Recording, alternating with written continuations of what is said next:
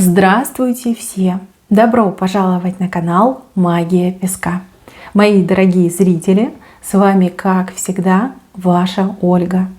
Всех вас сердечно благодарю за то, что вы со мной зашли на мой канал, смотрите это видео, за вашу невероятную и теплую поддержку в комментариях, лайками, за вашу помощь, мои хорошие. Земной вам поклон!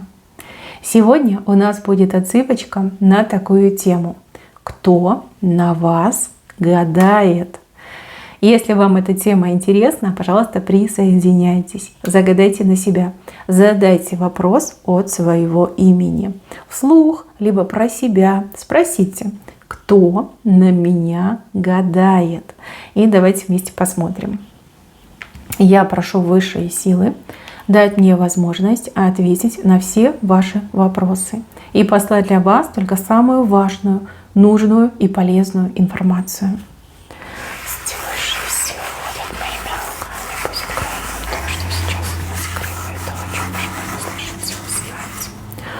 Ой, как много людей интересуются вами, вашими мыслями, вашими чувствами. Мои хорошие, отсыпочка у нас общая, пожалуйста, об этом не забывайте. У кого-то отыграется, что все персонажи, которые здесь вышли, именно на вас гадают, а у кого-то какие-то конкретные персонажи, отдельные персонажи. Да, общая отсыпка, чужого не берите, ну и свое, пожалуйста, не пропускайте. Ну, а теперь давайте посмотрим, кто же на вас гадает. Я вам уже сказала, да, здесь много персонажей, я буду вам про каждого говорить, каждого описывать. Ну, а вы уже там сами понимаете, ваша или нет. Здесь показан мужчина, который далеко от вас находится. С этим мужчиной у вас, ну, либо какое-то редкое общение, либо вообще общения нет. Ну, вот не существует, да, поссорились, поругались.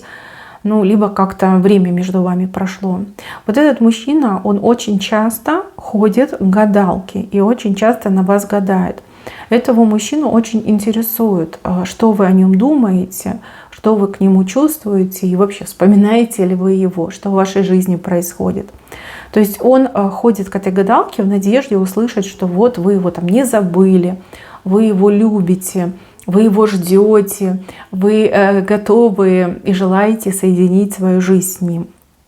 Смотрите, у кого-то это давно как забытое знакомство, а у других разорванные связи. Вот. Ходит этот мужчина к разным гадалкам, поскольку ему не нравится то, что ему отвечают. Ему, скорее всего, говорят о том, что вы живете своей жизнью, вы о нем не вспоминаете, не думаете и вообще. Вы друг другу не по судьбе. И он очень сильно расстраивается, говорит: эта гадалка плохая, надо другую гадалку найти. Ну, такой, знаете, сомневающийся. И вот ему бы хотелось чужими руками, да, чтобы ему там кто-то вас приворожил, либо там сказали, что все, зеленый свет, давай, вот она сама к тебе приедет, я там помогу, притяну ее в твою жизнь. Вот такого ищет. Мне этот мужчина не очень, если честно, нравится. Был бы он нормальный, я бы думала, что у вас бы все сложилось, да? Все бы у вас получилось, и вы бы были вместе. А вот это вот ходить, гадать, ну к чему это все? Ну, есть у тебя чувства к женщине, ну так возьми сам об этом и скажи, приедь, признайся в чувствах, сделай предложение, что ты хочешь, гадаешь. Ну, как-то странно себя ведет. Да. Вот он ходит за надеждой, да, что ему скажут, что да, все хорошо, все получится. Вы этого мужчину, может быть, даже и не вспомните. А если вспомните, то недобрым словом. Как-то прям не очень персонаж. Дальше. Образ молодой женщины. Женщина симпатичная, но у нее черное сердце.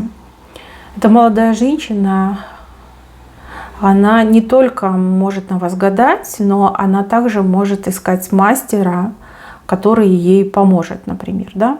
В чем ее проблема? Вы для нее угроза, вы для нее конкурентка, вы для нее кость в горле, да, соперница, кость в горле.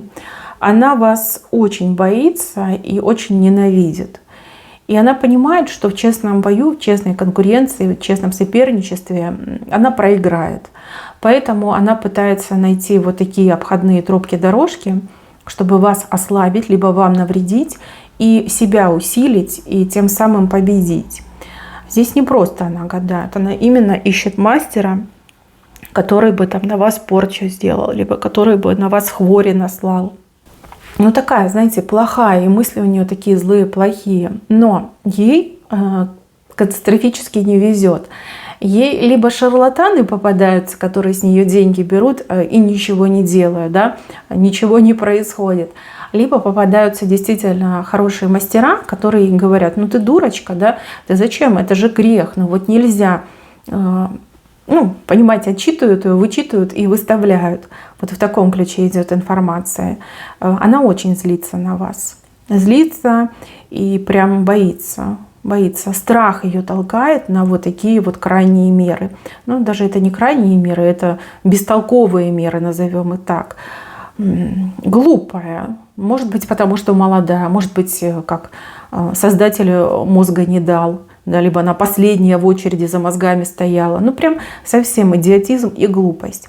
Я бы на вашем месте, если вы понимаете, о ком я говорю, если это ваша ситуация, если есть у вас соперница, либо конкурентка, на себя бы какую-то защитку бы дополнительную поставила, либо оберег бы себе завела. Ну, в крайнем случае, можно 90-й псалом своей ручкой написать на белом листочке бумаги и с собой носить. Потому что вижу, что она не успокоится, не успокоится. Здесь для нее, понимаете, как крайность идет. Ну, либо она, либо вы. Вот. Не вижу, чтобы она успокоилась. Надо, значит, принудительно успокаивать. Так что, мои хорошие, надо себя обезопасить. Ну, а если вы знаете какие-нибудь заговоры, ритуалы, которые примиряют сердца и успокаивают врагов, пожалуйста, применяйте, вам это поможет. Да. Глупая, глупая, злая женщина. Дальше. Еще одного мужчину показали. Этот мужчина, он где-то рядышком с вами находится. Не то, чтобы он верит в гадание, не то, чтобы он верит в эзотерику, но у него как будто бы нет других вариантов. Вы этому мужчине очень сильно нравитесь, но мужчина невероятно скромный. Либо мужчина не свободный. Вот. И понимаете, быть с вами — это значит поставить на кон свою жизнь, да, рискнуть всем. Если он свободный, то он рискует, что вы ему откажете и еще посмеетесь над ним. То есть об этом все узнают и все над ним будут смеяться, не только вы. Если он женат, то риск разрушить свою жизнь. То есть он может развестись, прийти к вам, а вы такая ему дулю с маком, да, либо «а я тебя не люблю, а я тебя не хочу». Вот. И вот он мается, бедненький, и обращается. Но вот я не вижу, что здесь гадание, больше похоже на экстрасенсорику. Обращается к экстрасенсам для того, чтобы ну вот ему посоветовали, подсказали. Вот он ошибиться боится и боится быть высмеянным. И поэтому он в поиске информации, в поиске подсказок и вообще направлений жизненного пути. Ну, если честно, мужчина слабоват, да? Мужчина слабоват, он боится ошибиться, он боится рискнуть. Ну, такой, знаете, вялый. Но тайный поклонник у вас есть. Так, женщину мне показывают. Женщина старше, чем вы по возрасту. Она даже не на вас гадает, а скорее как на своего, допустим, сына. Да? Может быть, жених ваш, да? Либо муж ваш. Она очень переживает за сына, переживает за его будущее. А поскольку он с вами, либо в вас влюблен, вот она хотела бы знать, вот какая вы, что сына с вами ждет.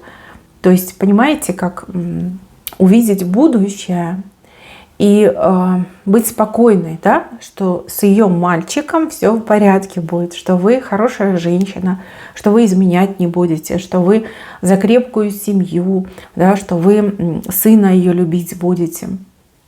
Вот, она часто гадает на своего сына, и, кстати, это очень опрометчиво. Часто гадать нельзя. И ей все время какую-то противоречивую информацию сообщают, и она очень сильно разочаровывается.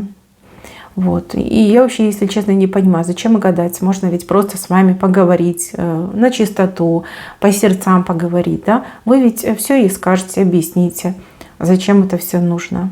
Но она очень беспокойная, наверное, поэтому и ходит к гадалкам. На вас она гадает постольку-поскольку вы рядом с ее сыном находитесь. Так, еще. А вот здесь мне показали мужчину, который рядом с вами, который категорически не верит в гадание, либо отрицает гадание, и такой говорит, а это ерунда, это все такое по ушам ездить. Но при этом все те предсказания, которые вы ему делаете, либо те пророчества, которые вы говорите, либо предупреждения, все это сбывается, прям тютелька в тютельку. И вот он такой ходит мрачнее тучи и думает, как она это делает, как это вообще происходит. Он вас даже в чем-то уже подозревал, что, может быть, вы там с кем-то договариваетесь, может быть, вы там что-то наперед, а где-то у кого-то выпросили, спросили, узнали. И вот ходит, голову ломает. Очень ему хочется доказать вам, что гадание не существует, но при этом реальность такова, что все, что вы говорите, сбывается. И вот вижу, что он даже как-то вас побаиваться стал, и такой говорит, ой, она все знает, ее невозможно провести, она подвох, там, обман, ложь чувствует за версту.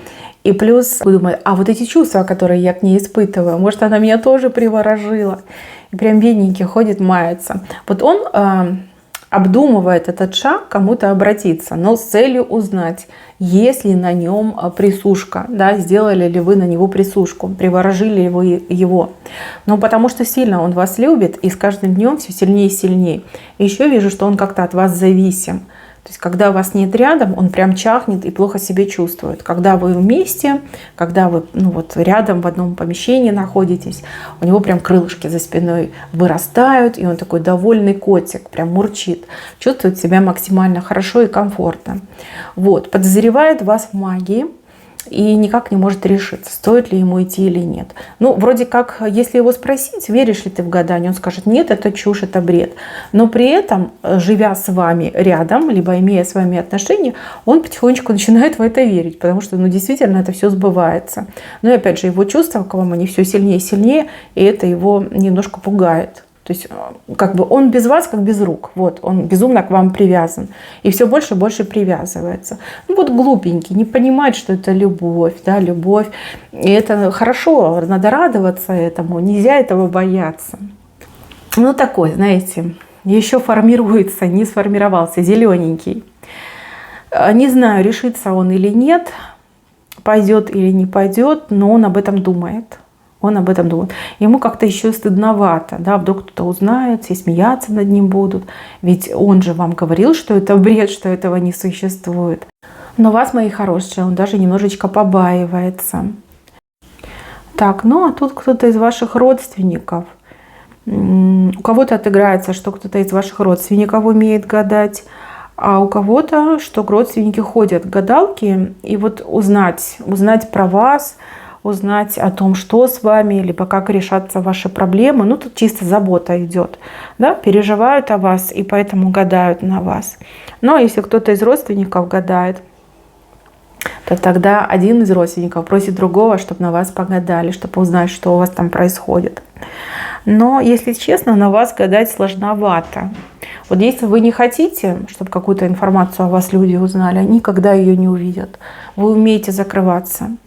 Вы умеете. Не зря я сказала, что у вас есть данные, очень сильные данные для того, чтобы заниматься эзотерикой. Вы умеете закрываться. То есть, если я не хочу, то обо мне никто ничего не узнает. Да, такая фишечка у вас есть. Так, и, девочки, вам послание в самом венце. Во-первых, показывают, что у вас есть наставник. Наставник, которого вы не видите, но которого вы можете ощущать. Он вам правильные мысли в голову вкладывает. Либо он вам приоткрывает завесу тайны и сообщает важную информацию, да, которую вы воспринимаете как интуиция, либо сны, вещи пророческие, либо знания, которые в вас появляются не пойми откуда. Да. И если вы начнете, либо начнете этим заниматься профессионально, то у вас все получится. все получится, все сложится. Вы и радость, и удовольствие найдете в этой работе. Так, мои хорошие, на этом все. Берегите себя. Всем спасибо за внимание. Всем пока-пока.